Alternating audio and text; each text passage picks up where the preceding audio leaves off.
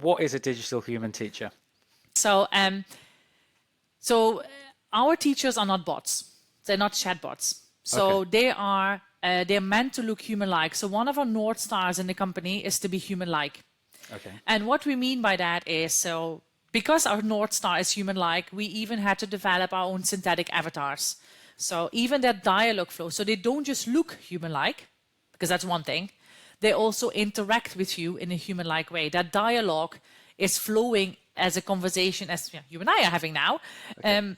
But it also asks you questions. So if you think about a chatbot is very, how to say, let's say passive, right? You ask it questions and it fires answers back at you. Yeah. So, right, it tries to answer your questions in the best way possible. And you can judge yourself whether you are happy with that answer or not. But with us, it's the teacher or the digital human teacher that also asks you questions. So it also makes small talk. So we have that for both our digital teacher, but also we have another product called Teddy AI that is a human-like teacher, but then made for children in the form of a teddy bear. Because it is for children after all, right? What do they not like more than a teddy bear? Sure. But again, Teddy's conversational nature is human-like. So he will talk to the children. He also has more of a childish voice than an adult voice. And again, he engages with the children through the app. You can look it up on the Google Play Store at the moment. It's there as an early release.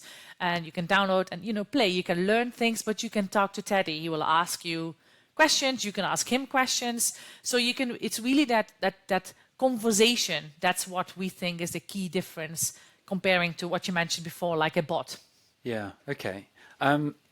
Okay. And so you've got an avatar. You've animated it. So you've got presumably you've spent some time on motion design, animating how these teachers, I don't know, gesture and have like human-like movements, I suppose.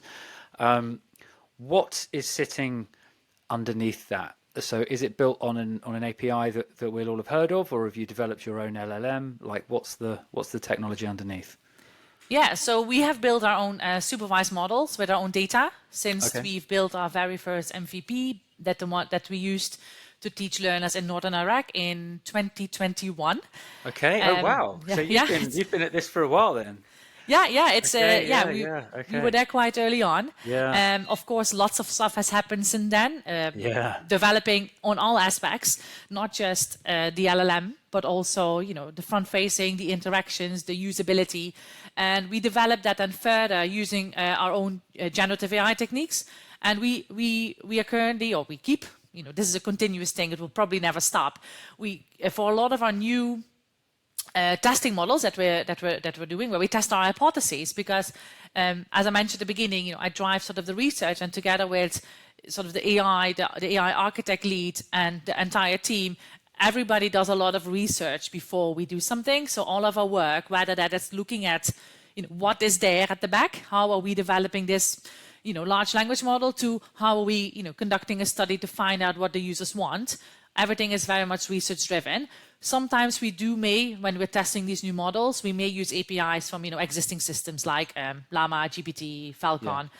But for most of the production level, so when you would be interacting, we'll be using our own trained language models. So yeah. Okay. Wow. Exciting. So what data are you training on? Lots of different data. Yeah. Yeah. So have you, because OpenAI obviously, scraped the public internet, right? I know obviously the big tech firms have got vast reams of their own proprietary data that they're using. Are you like a mix of those two things? Because I assume you would need school curriculum data and stuff like that as well, right? Yeah, so we need a bit of a mix, but we do have our own curriculum. So when we started teaching with humans at the beginning, when AI wasn't there yet, so to speak, or was in its really early stages, Yeah. we have built our own entire curriculum from scratch. That was at that time very much focused on the soft skills and employability skills, professional skills development. So we have that entire curriculum from ourselves, which was the foundation that we started with. So we've just now, further built on that, and keep testing it and keep training it and see where the flaws are as well.